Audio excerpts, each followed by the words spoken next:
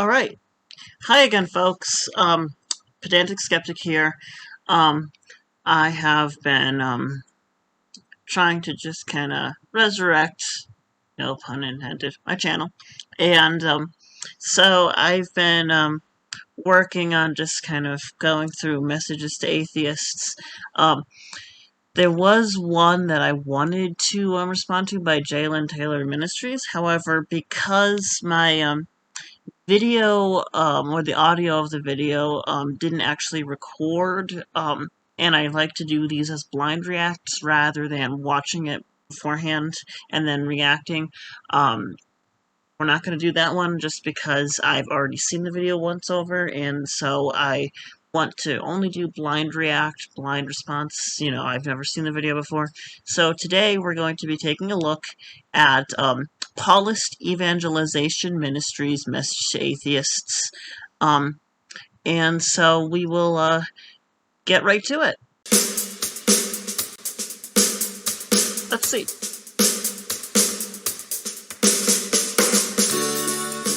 Hi, I'm Father Frank DiCiano at Paulist.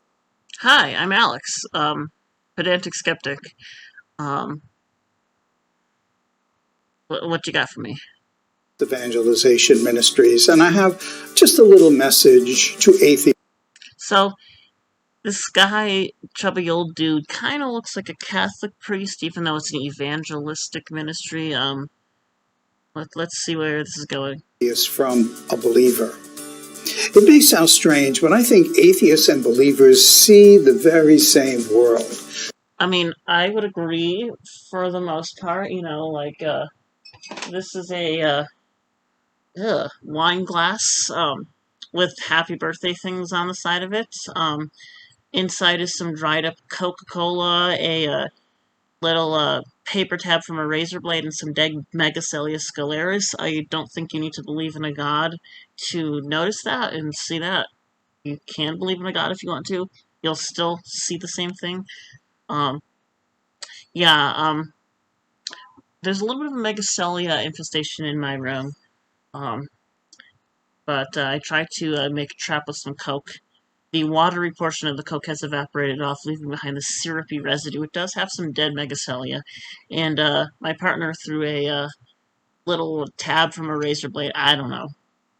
But yeah, I'd say for the most part, we do see the very same world. I think it's our interpretation of the world that's different, but I think that aside from, some differences in the ability to perceive, like, I'm not colorblind, but some people are colorblind. Some people may have dyslexia, which may alter the appearance, the visual appearance of the world. But I think, for the most part, we do visually perceive the same stuff. Sure. The only difference is in perspective and interpretation. I would agree for the most part. Again, I think there are differences among humans in terms of what they're actually seeing visually. Again, some people are colorblind. I don't think that difference is atheist versus theist. I think that difference is just a random variation across our species. Believers see a world as an astonishing gift surrounded by love. I guess. I mean, I know a lot of religious people who are pretty depressed, who don't see a loving world. I don't know what you mean by a world of love. We're able to love one another, but I think the majority of the universe is indifferent. And I don't think you have to be an atheist to recognize that. And in some ways, I think atheists get close to this interpretation as well. I mean, you're not making a very clear point here. You are essentially saying... Let's just rewind that for 30 seconds. This interpretation as well. I think atheists get close. Believers see a world as an astonishing gift surrounded by love. An astonishing gift surrounded by love. What the fuck does that even mean? I mean, this isn't a coherent, fucking yeah, I don't know. Um, I mean, you can believe in a God that doesn't care about you. You can believe in a God that kind of just, got the ball rolling and was like, bye bye. You don't have to, necessarily look at the world as a gift from a god if you believe in a god. You know, maybe in some religions where, the god is personal, sure, you're seeing, and maybe that's what this guy means, even though he said believers. Believers in Christianity, maybe. Although, again, I know plenty of Christians who are, a matter of fact, Jesus fuck.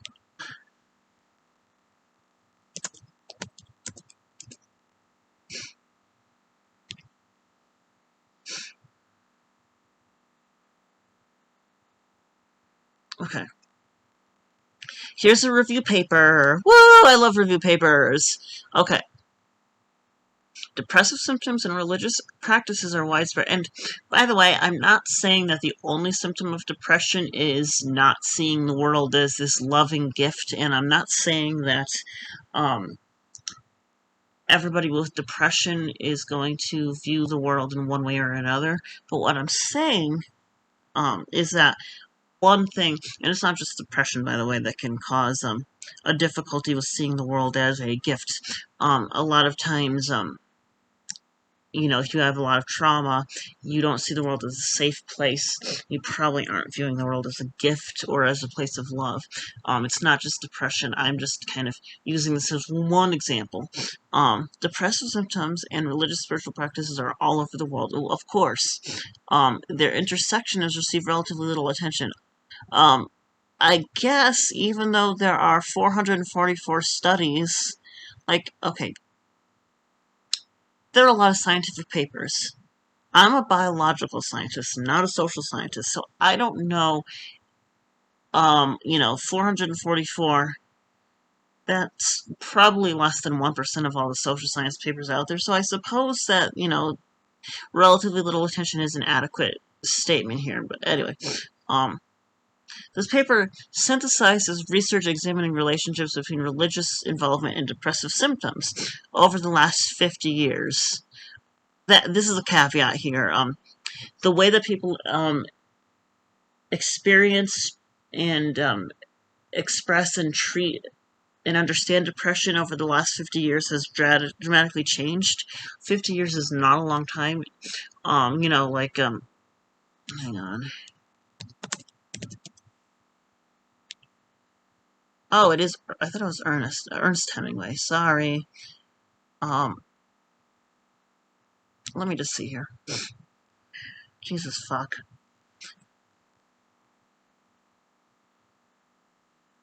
So Ernest Hemingway committed suicide. Um, what was his religion?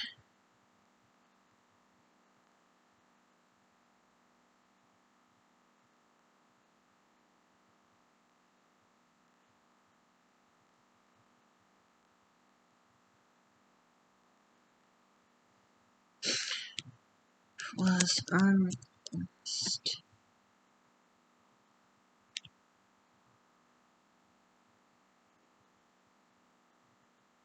Okay. So I guess he wasn't really religious.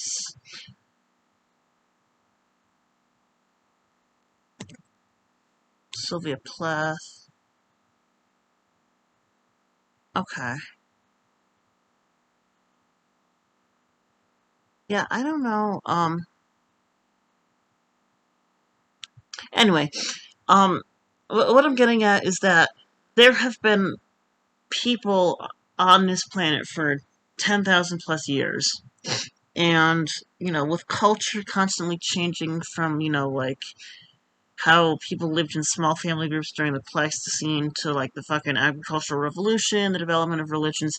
I'm pretty sure depression has been around since our species evolved. You can see depressive symptoms in other species, especially other primates. But anyway, the last 50 years, from the 60s to 2011, have seen a lot of differences in how we recognize depression and other mental illnesses and how people with those illnesses express it. And so Um, you do have to take this with a little grain of salt. But religious beliefs may help people cope with life circumstances. Um, religious beliefs may increase skill and lead to discouragement. Let's see.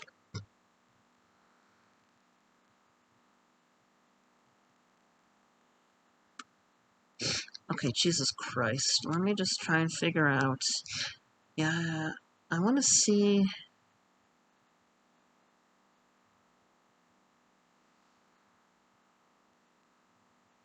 Yeah, I don't know what this means. Higher rates of depression in Pentecostals may be due to people self-selecting themselves into the Pentecostal group. I'm getting really distracted, and I've taken my Adderall just an hour and a half ago. So, review on depression and religiosity. Did religion make,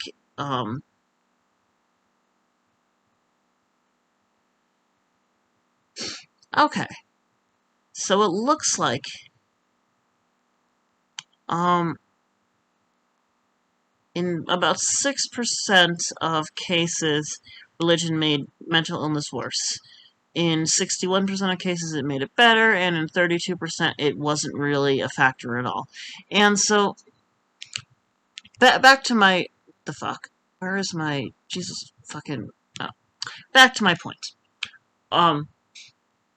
You can be a religious person, you can believe in a God, and you can still not view the world as this precious gift, as this thing that's, wonderful and loving. You know, I would not classify, just like you shouldn't classify all atheists into one bubble, you shouldn't classify all religious people into one bubble. The, you know, and the other thing too is it may not be the religious affiliation. The study looked at religious affiliation. It may not be the believing in God part, because you can believe in a God without actually being religious. That is a thing that you need to acknowledge. That's why, like, there are a greater number of religiously unaffiliated people than atheists. It's not that everybody who's religiously unaffiliated identifies as atheist. Religiously unaffiliated just means that you don't participate in the religious rituals and things like that. As I've alluded to in other videos, there could be multiple reasons why somebody doesn't, go to church. They don't, associate with a religious group. And, that could be, sensory issues because of autism. That could be because of a history of trauma. Maybe they're just too fucking busy and things like, for one reason or another, they believe in a God. Maybe they even believe in the Christian God and the Jesus story and all that bullshit. They believe in the God. They just don't go to the actual sermon. So they're not really religious, even though they're still believers. And, I would not say, like this guy is saying, that religious believers look at the world as one thing and then everybody who's a non-believer looks at the world in a totally different way. That's a false dichotomy. I believe that there are many ways to look at what the world is. I tend to view the universe as indifferent. I tend to view, humanity as, a collection of one species that has subjectively added value and meaning to what it means to be human and be on this earth, and that's great. Like, I don't think that, like, cockroaches behind me are, all that concerned about much other than, getting food and fuck so they can make more babies. But whatever, it is what it is. But my point is, I would not say that, you're either a believer in God and you look at the world like this, or you're a non-believer in God and you look at the world in a different way. I don't think I don't think it's that simple. And in some ways, I think atheists get close to this interpretation as well. The word atheist often gets me scratching my head. While I'm sure. Okay, if you're an atheist, you don't believe in a God. And I get it, that can be a little confusing depending on how you define God. I define God as any, supernatural being. I don't believe in the supernatural to begin with, and I also don't believe that us being entirely natural entities would be capable of even perceiving the supernatural, so to speak.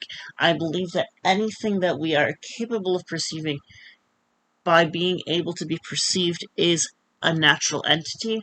And so, even if there was a supernatural out there, we wouldn't be able to know that there was a supernatural out there.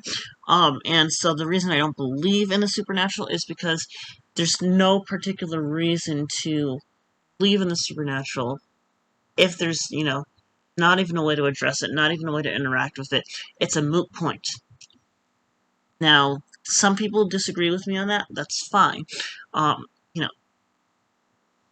whatever the hell you define God as, somebody who doesn't believe in that God doesn't believe in that God. And, you know, some people may say that, the prime mover isn't a God, whatever that means. I generally define God as a supernatural being that is at least responsible for the existence of the natural world. I don't believe in that. There are people very committed to the absolute claim that there is no transcendent reality, no divine being. What the fuck does transcendent reality mean? Just a second.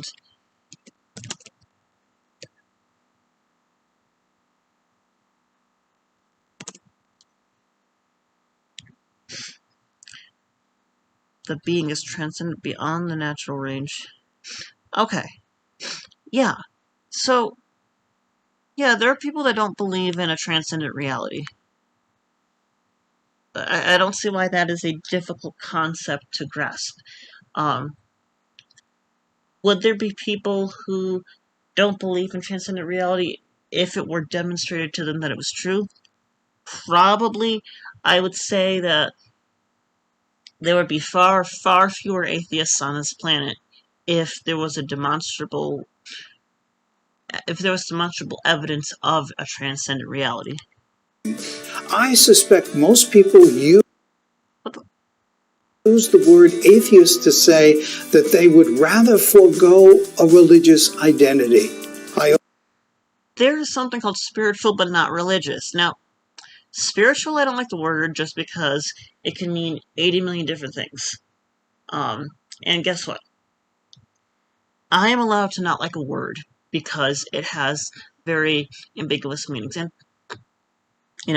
it's not like some words in the English language where, the meaning depends on the context, but the word itself only has, 2 or 3 actual dictionary definitions.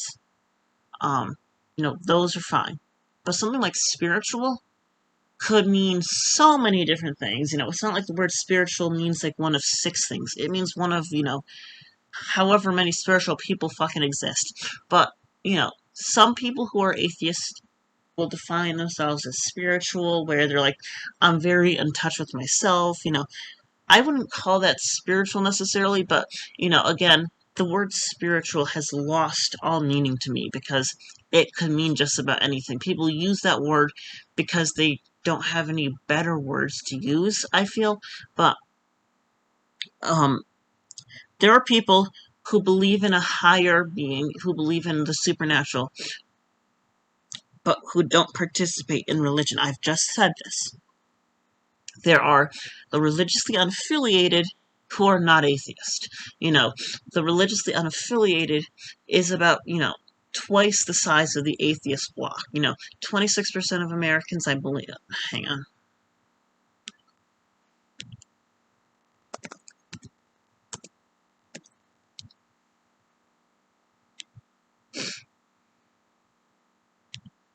Okay. People with Okay, so religiously unaffiliated adults from 2021, 29%. Now, did New Hampshire become the least religious state now? I thought it was Vermont still. Jesus fucking Christ. Religion in the United States. Here. So, unaffiliated, just people who are not religious.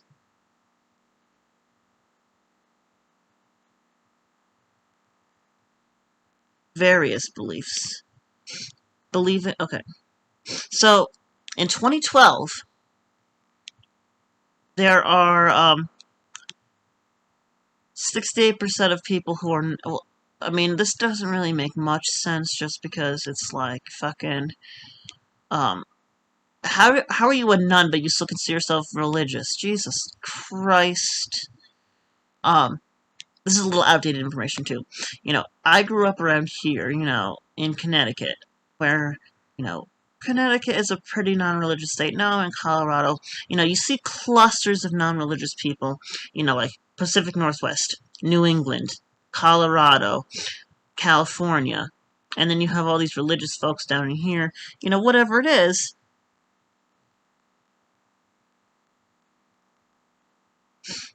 But, you know, 21% of people, neither spiritual nor religious, spiritual but not religious, atheism in the United States. Yeah, so like about 3% of the United States is actual atheist, although now it's fucking up to 17%, whatever it is. So Jesus, that's a big jump. Holy fuck. Anyway, um, but if 26% of the population is fucking non-religious and 17% is atheist, you still have 9% of that US population that doesn't follow a religion, but that believes in God. Okay? Alright. Jesus fucking Christ. I love parody religions. Those are fun. Jewish atheism. Um, yeah, like, I'm dating somebody who's culturally Jewish, but doesn't really believe in God. I don't know what Christian atheism is. Um, secular religions, Buddhism generally isn't a religion that has God in it, although some Buddhism can have a God, it just depends. Um, Demographics. Most atheists are, under 30, that's me. Um, more educated you are, the more likely you are to be an atheist. I mean, like, I've been an atheist since fucking, beginning of high school, but, I'm now, I have a master's degree. Um, Gender, um, uh, gender nonconforming people aren't on that graph, but whatever. I don't know what silent Americans are. I don't care. Um, I fit, I think, in this bracket right now. I'd like to be up in this bracket. I'd have a little bit more of a comfortable life, but, um,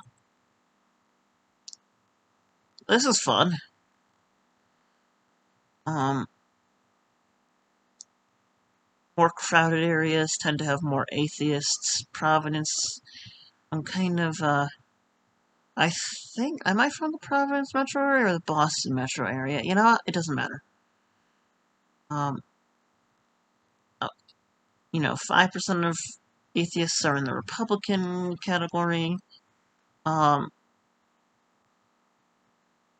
I don't know what that really means. Liberals. Of course, the Northeast and the West have more non-religious people and atheists. Yeah. Sexual orientation.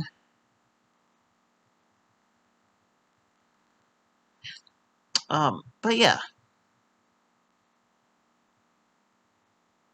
Yeah, Connecticut's like the 10th least religious, whatever it is, public officials, senators,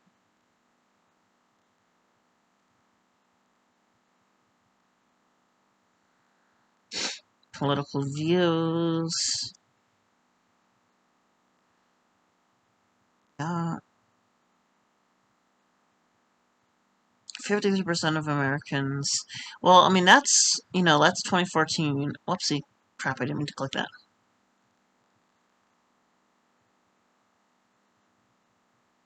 Yeah, you can have people who believe that God is an impersonal force in the universe. Um,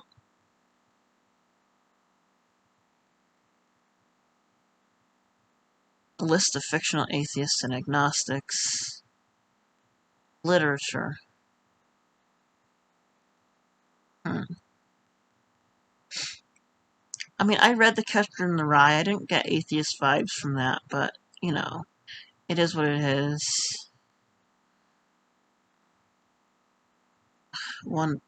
Wonderful. Like, video games. Why on earth? Oh, Jesus Christ. Film. I don't even know who, like... Yeah, some of these... I'm so uncultured.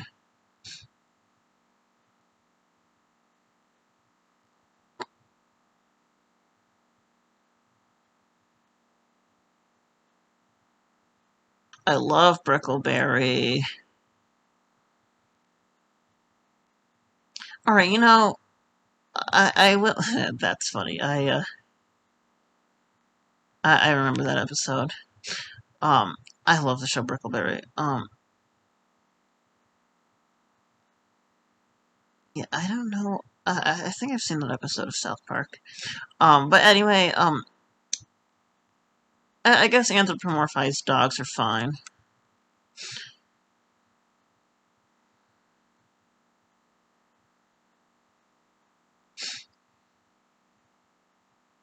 Yeah, I love Bones.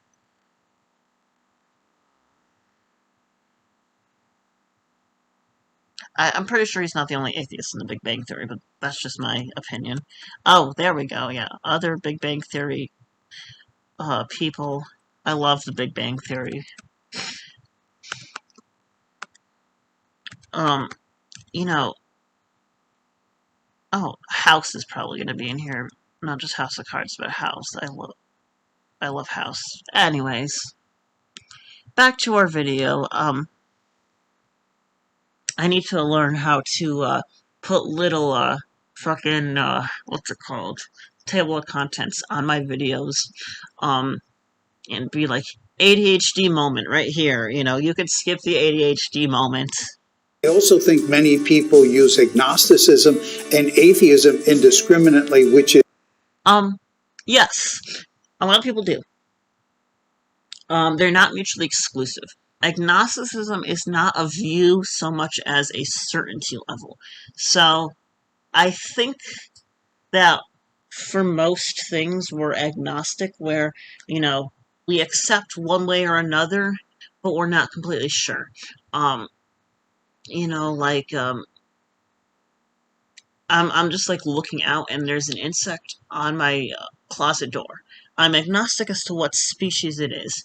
I'm pretty sure it's a housefly, but it could be a male waxworm moth. Um, Although it looks pretty small, it doesn't look. I mean, there's like it's like at a weird angle, and there's a weird shadow cast over it. So from here, from where I'm sitting, and I'm not really looking that closely at it, I don't know exactly what it is. I'm certain it's some kind of insect. It's not part of the closet door. I'm pretty sure it's a housefly, but I wouldn't say with absolute certainty that's a housefly. Um, Agnostic versus Gnostic is more about how certain you are that you know something to be the case. Now, you can be Gnostic about things, and it doesn't necessarily have to be, big picture, is there God or is there no God, whatever.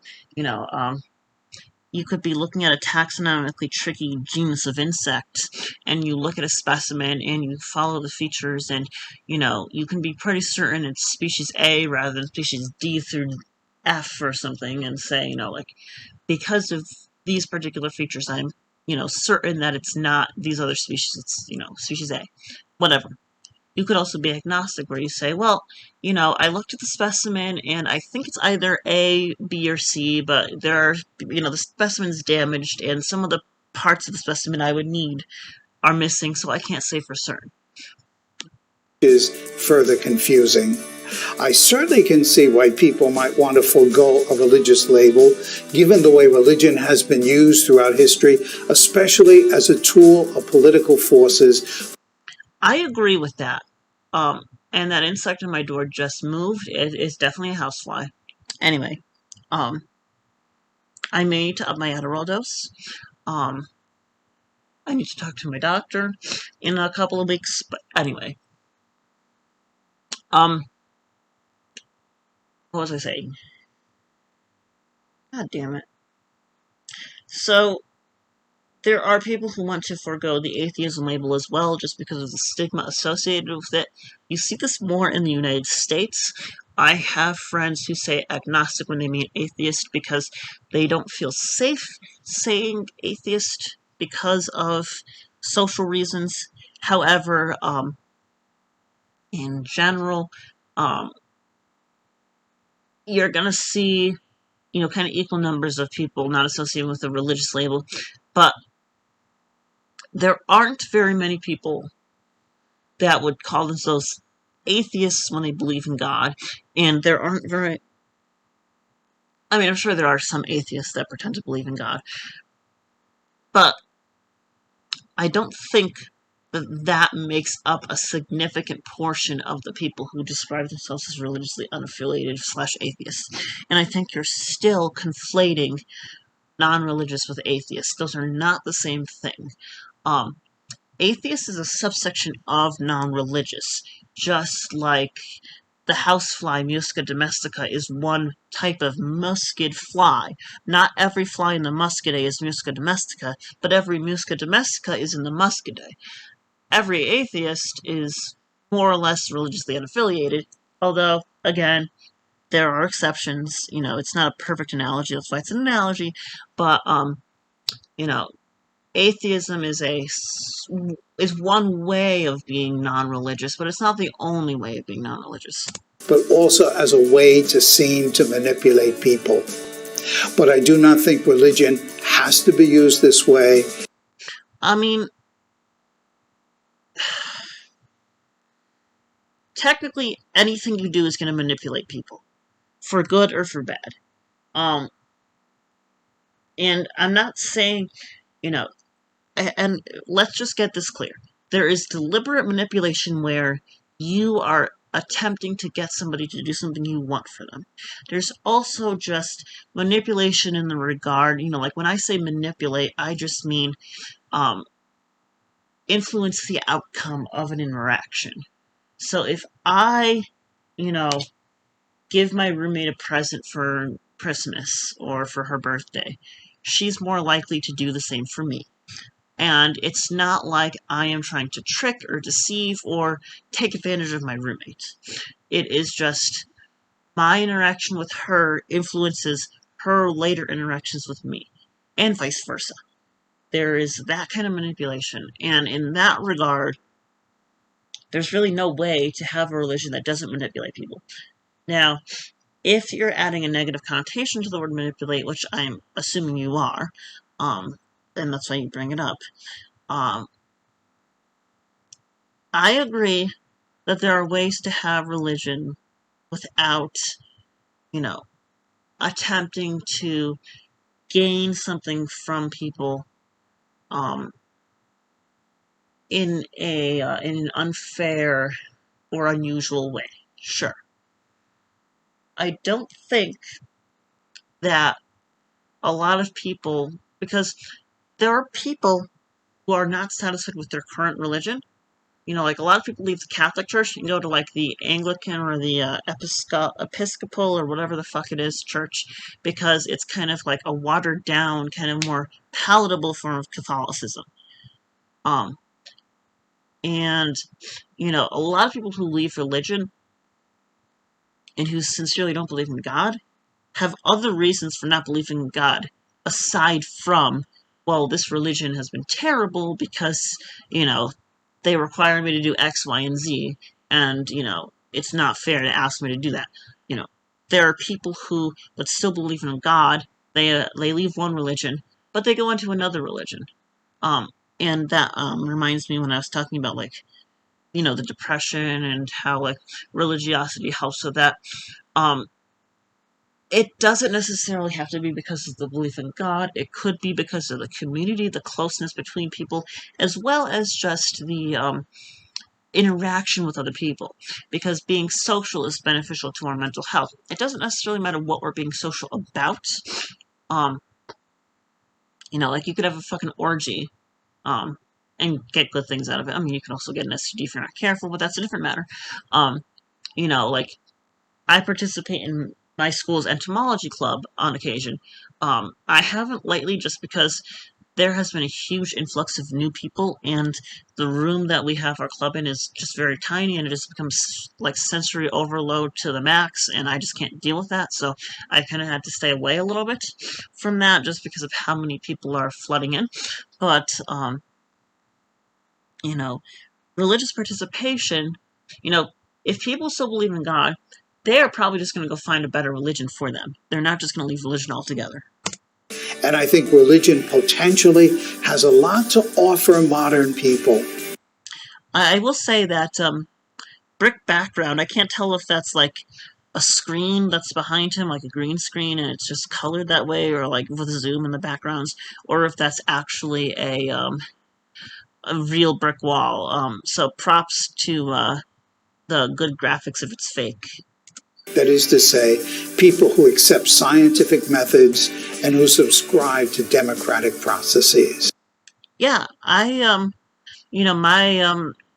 my master's advisor, my first major professor, devout Presbyterian, big religious guy, but also, big science guy. I don't have any issue accepting that there are people who can be scientific and religious at the same time. That's not why I'm not a religious person. That's not, at all why most people are atheists. I know plenty of religious scientists. I know plenty of non-religious scientists. I know religious scientists who have more scientific publications than their non-religious counterparts, and vice versa. Um, you know, Basically, my point is whether or not you're religious has nothing to do with whether or not you have capabilities as a scientist. And the major reason why, listen carefully, and I'm not trying to be snarky about this, but the major reason why is because science deals with the natural world and religion deals with the supernatural world.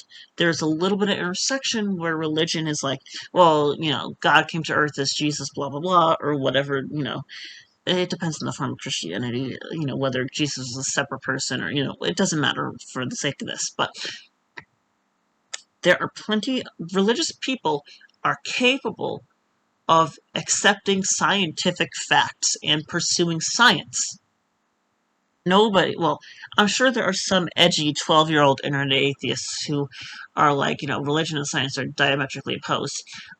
Aaron Ra is also, he's not a 12-year-old, but he does say that science and religion are diametrically opposed.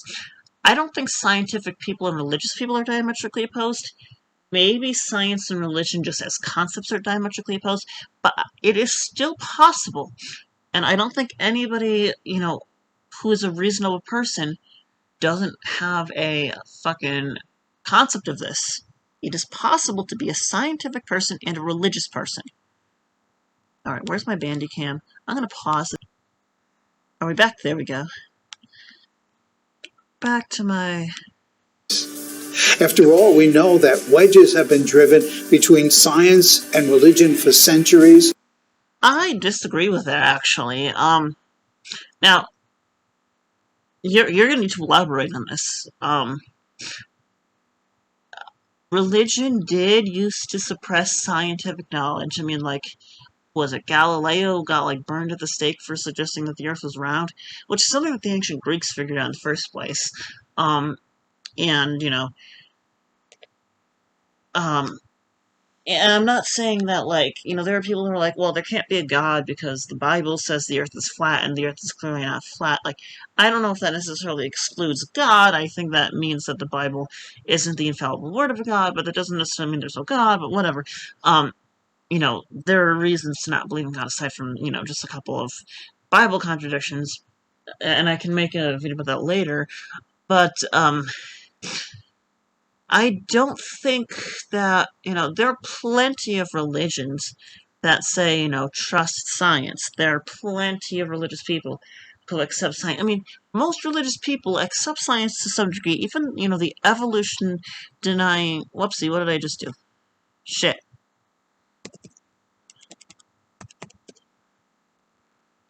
God damn it. What did I just fucking.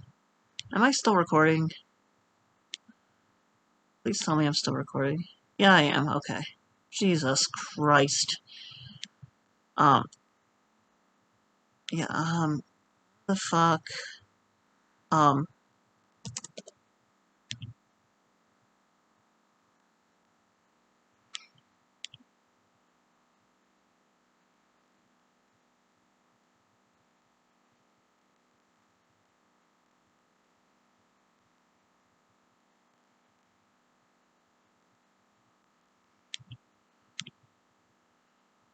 Jesus fuck.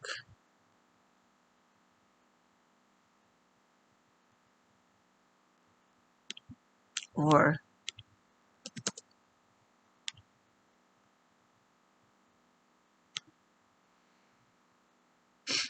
Kent Hovind, wearing glasses, which, are brought to you by science. Physics, the way light moves and shit like that, but science. It's not that, everybody who's, biblical literalist, doesn't accept science to at least some extent. Um, and, I also do include, like, engineering and science, but, like, I would disagree that science and religion are, fighting each other. I think that, most scientists don't care that much about, religious beliefs, even if they're religious themselves, at least in their scientific process. You know, um, a lot of my early publications have, at least one very religious person in as one of the authors, and it doesn't bother me at all because, like, here, where the fuck, my writings. Here, let's just breeze through. Just keep an eye on my phone, my fucking computer battery. Um, so this is one of my. This is the first paper I published. Um, at the University of Rhode Island. Anyway, so a devout Christian and I worked on this, where we're talking about invasive species. Non-native plant species pose substantial ecological and economic problems and are abundant all over the fucking place. Herbivores and plant pathogens keep populations in check, of course. So basically, this experiment was the Sphingid Drapsomyron and whether or not it can feed on Ampelopsis, which is an invasive vitaceous plant that's very closely related to native vitaceous plants that Drapsomyron will feed on. And so we did an experiment where we fucking fed Drapsomyron some, well, first I collected the Ampelopsis and Vitis seeds, grew them, and, used those as food for these caterpillars. Then we bred these moths and we reared the larvae out on the like, nothing in here alludes to God, Christianity, Jesus, or anything like that. And you want to know why? Because it was a science paper. It was about a sphinx moth and an invasive plant. And, even if, my professor and I disagree about God, we can still agree on, Ampelopsis being an invasive plant that's not native to Rhode Island, and, it's there alongside Girafsa, which feeds on grape, and, oh look, Girafsa doesn't do very well on grape. I mean, sorry, they don't do very well on Ampelopsis. And they didn't do well in either treatment group, honestly, just because our experiment, we were like plucking them off of their plants and weighing them, and that was very stressful to the larvae. And like only a few larvae in the grape group survived. Like when I do rearing of Giraffe on grape, it's like 80% survival, and most of the death is due to cannibalism. But that's because I'm not plucking them off the foliage every 3 days to fucking weigh them.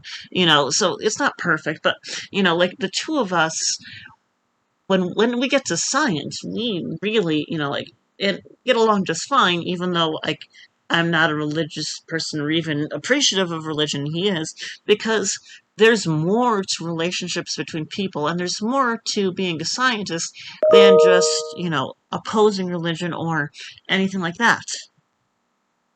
With caricatures of both science and religion that bear no resemblance to reality.